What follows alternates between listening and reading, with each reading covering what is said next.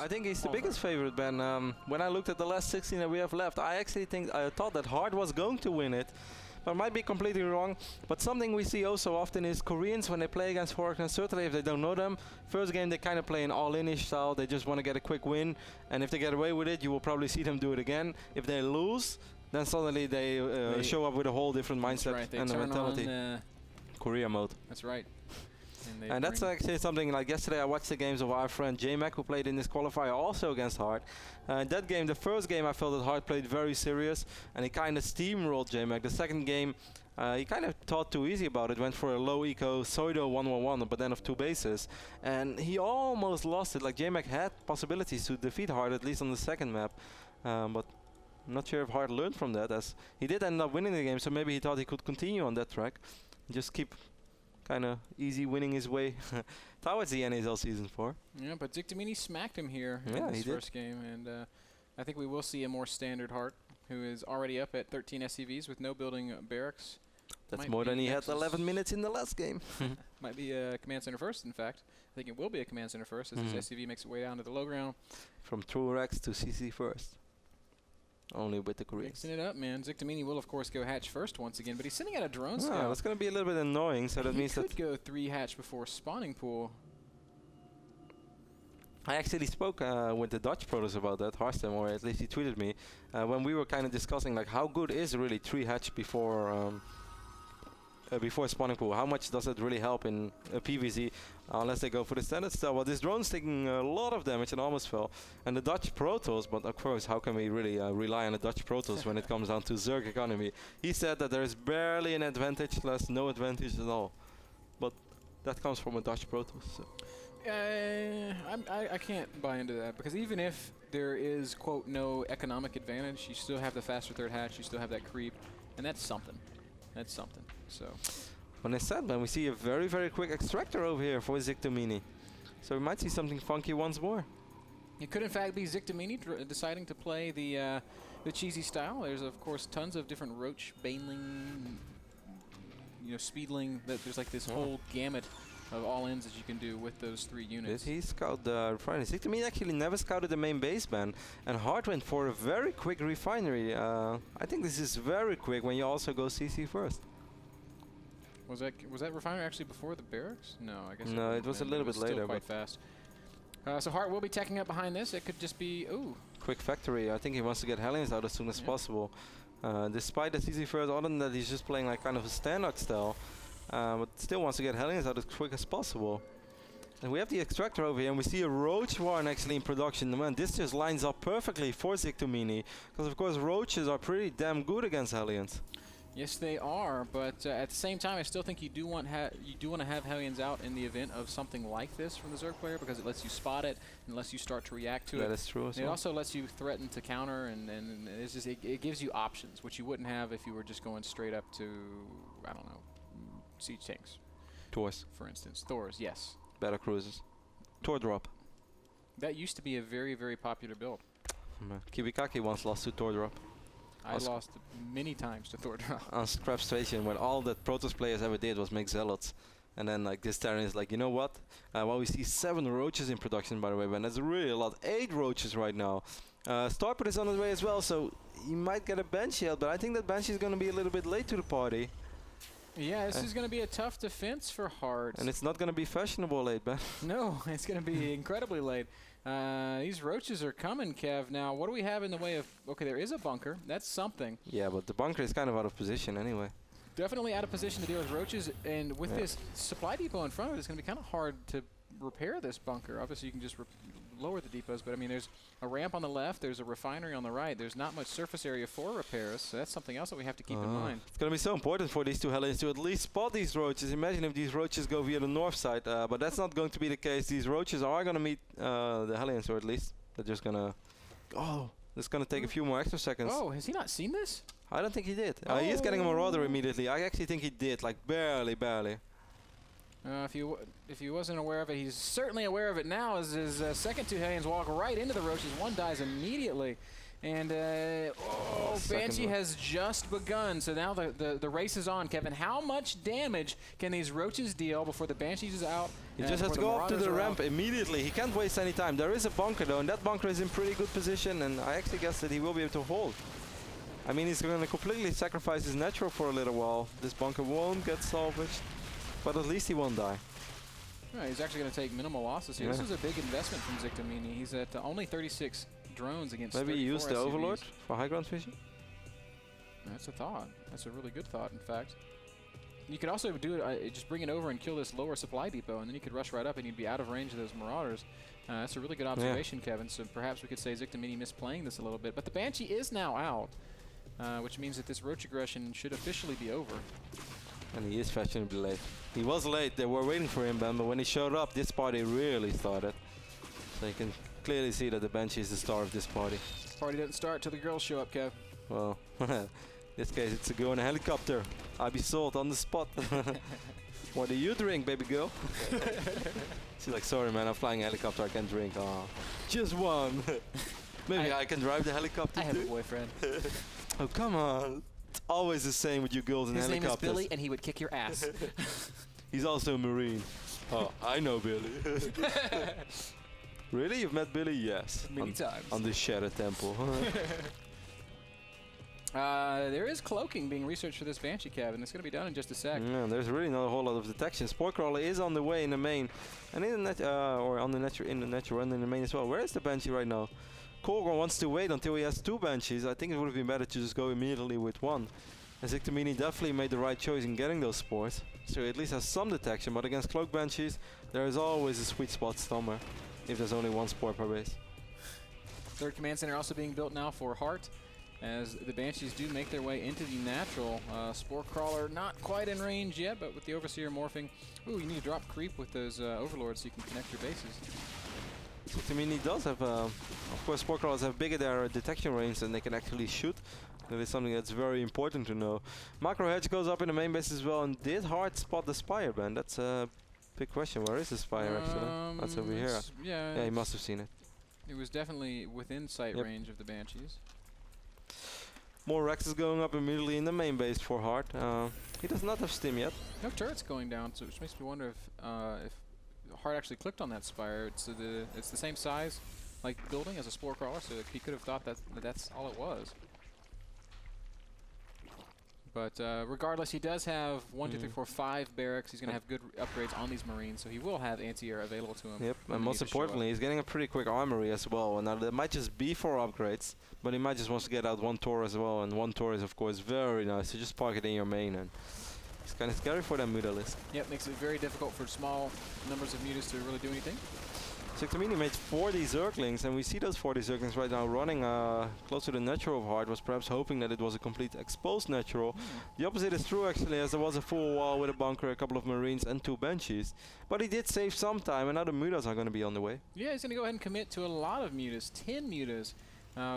So that's officially the amount where you have to make something happen. You can't just spend 1,000 gas.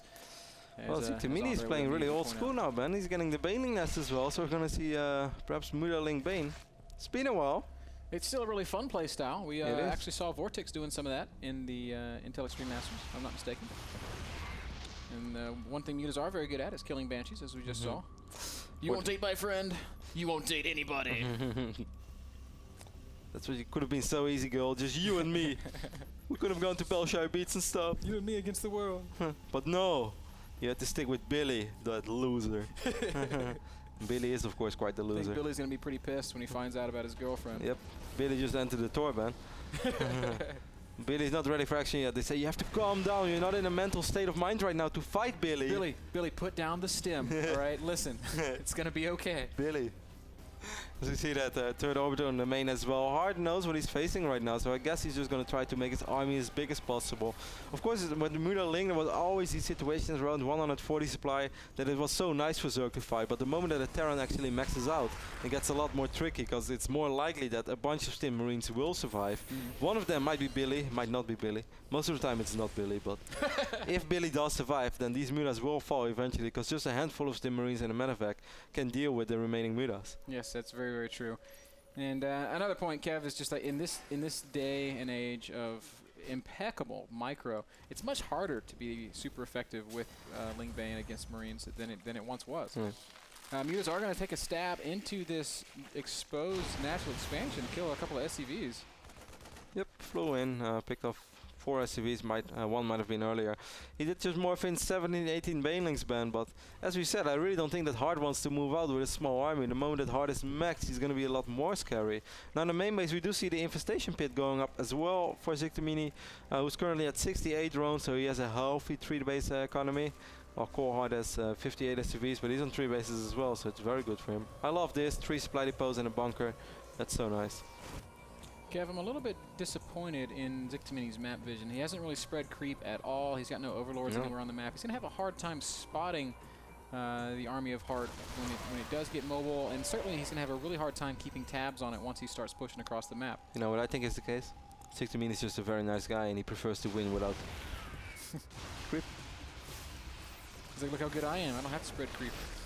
Picks off a medevac, but loses a Mutalisk in the process. 2-2 upgrades are on the way for Ziktomini, but they're almost done already for Hard. Right in this moment, Ziktomini is also getting a Hive Band, so he wants to go up to those Broodlords eventually. I'm not really sure if Hard is going to give him time for that. That's a lot of Marines. You got to be so careful if these tanks Marines. Siege up. Yeah, you don't want to really fight sieged tanks. You got to be so careful about how you engage this Ziktomini. He's just going to go for it. Heads up, frontal assault, Zerglings, Banelings, and Mutas. And, well, that's not that bad. This is a really nice engagement for Ziktomini. He's going to clean up everything here. And it's actually Hart whose supply plummets drastically, dipping down all the way to just 120 supply. Will he be able to defend his 3rd base now? More Marines streaming in. These Marines are going to try to make a final hold, and they will, picking up all those links, and they will save a medevac or 2 as well in the process. I guess that was sort of an even fight.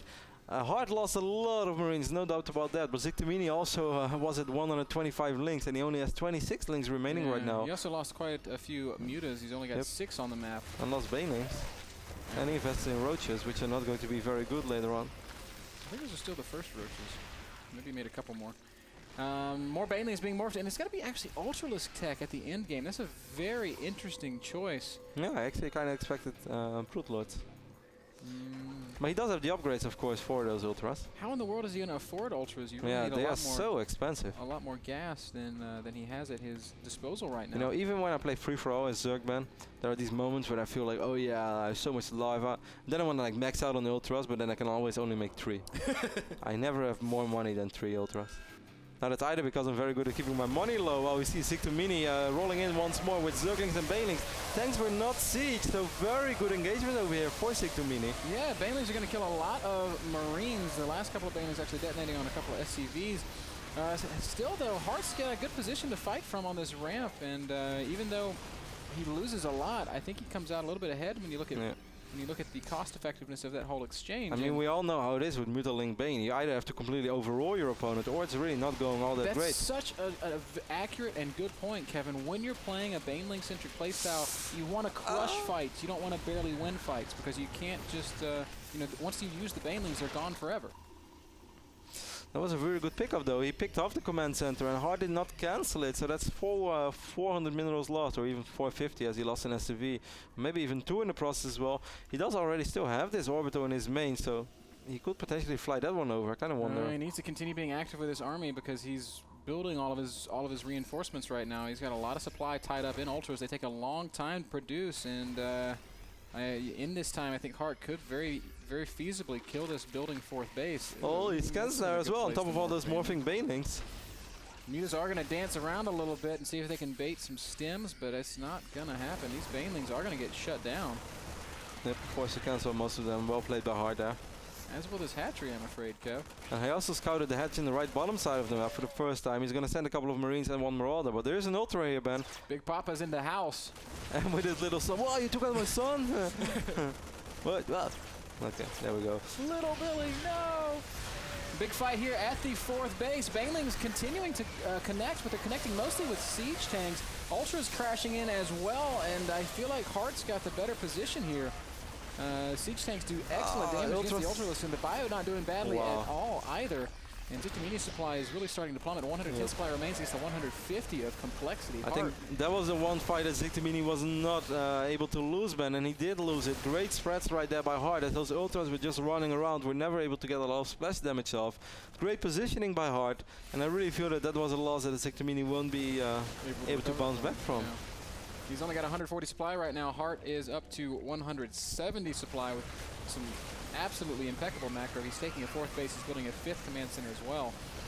And he has just denied 2 of our Zerg players' expansion. Ziktomini mined out in his main, very much thinning in his natural. His 3rd still has plenty of money at it, but where is he going to go for a 4th? I mean, this really looks like Hart's just kind of taking control. I think he's just going to retake his fort. Well, not in the right bonus side of the map, but just at his original fort. Actually, he's taking it over here. That's interesting. But we have one Marine over here from Hart, and who's going to spot it immediately. I like that he puts that Marine on patrol between these 2 bases. So nothing hidden is going up there. Ben, Ziktomini is making infestas right now. But you know what? I don't know. Okay, well, we have a fight going on. I will tell you about it real soon. This is once more a fight that Ziktomini really can't possibly win. I have no idea why he's trying to take this fight, as he's going to end up losing those banings and losing well, almost all of these ultras. Wow, those were a couple of really great connections. But Ben, he's making infestas, but he never researched pathogen glands. No! Yes. Oh, dear. And he's making 8 infestors. So he's going to have 8 infestors. Access to about 9 infested Terrans. That's pretty much what's going on. Oh, that is a very, very painful mistake. Sometimes you have no idea how close you are. Look, he's going to lure them. Oof. Wow. That was cute. Very nice play right there by Ziktomini. Very, very nicely done there. He's still not researching pathogen glands, by the way. 2 heroes survive. Will they be able to kill these 2 mutas?